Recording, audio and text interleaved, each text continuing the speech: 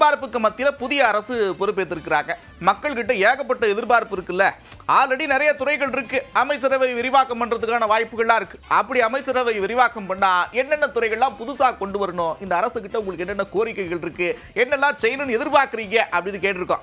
மக்கள் பலவிதமான கருத்துக்களை சொல்லியிருக்கிறாங்க. பாப்போமா? என்ன கிட்ட செஞ்சாலும் அவங்க மக்களுக்கு நல்லா தான் செஞ்சா போதும். நாடு நல்லா இருக்கும். எங்களுக்கு எது வேணாம், பெண்கள் பாதுகாப்பு விஷயம். பெண்கள் பாதுகாப்பு துறைக்கு ஒரு அமைச்சர் அமைச்சா நல்லா இருக்கும். போதை கலாச்சாரத்தை ஒழிக்கணும் முற்றிலும்.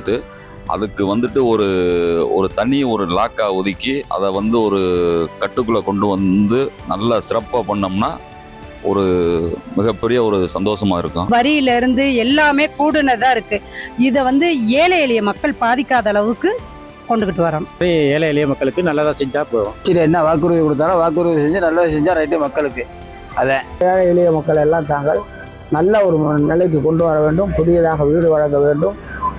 அவங்களுக்கு தேவையான உதவிகள் எல்லாம் செய்ய வேண்டும்னு அரசை நான் தாழ்மையுடன் கேட்டுக்கொள்கிறேன். கிராமப்புறத்தில் சில வேலைக்கு ஆட்கள் கிடைக்கல. விவசாயம் மிகவும் பாதிக்கப்படுது. அதனால விவசாயிகளுக்கு கூலி ஆட்கள் முறைப்படி கிடைக்கிறதுக்கு ஏதாவது ஒரு நல்ல ஒரு தீர்வு இந்த 100 நாள் வேலை திட்டத்தின் மூலமாக ஏதாவது ஒரு விதத்தில் செய்யணும். சாதி ஒழிப்புக்கு அப்படின்னு சொல்லி காவல்துறையிலே ஒரு தனி பிரிவு கொண்டு வந்தால் இன்னும் நல்லாயிருக்கும். கல்விக்கு முக்கியத்துவம் கொடுத்த கடந்த அரசு முக்கியத்துவம் கொடுத்தது, அதையே ஒரு தொடரணும்னு நம்ம எதிர்பார்க்குறோம். கல்வி மிக முக்கியமான ஒன்று.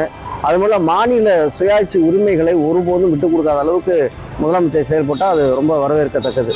மழைக்காலங்களில் நெல் கொள்முதல் நிலையங்களில் நெல் மூட்டைகள் மழையில் நனைந்து முளைத்து வீணாகின்றன. இவற்றை கட்டுப்படுத்துவதற்கு புதிய கட்டிடங்களை கட்டித்தர வேண்டும். இளைஞர்களுக்கு வேலைவாய்ப்பு, சுயதொழில் செய்ய வாய்ப்பு, நிதியுதவி அளிக்கிறது, இது சம்பந்தமான வேலைகளை முன்னெடுக்கிறது நல்லாயிருக்கும். வேலை வாய்ப்புல சம உரிமை தரணும். அப்புறம் இந்த அரசு பள்ளியோட தரத்தை உயர்த்தணும். பெண்களுக்கு வட்டியில்லா கடன் கொடுக்கணும்.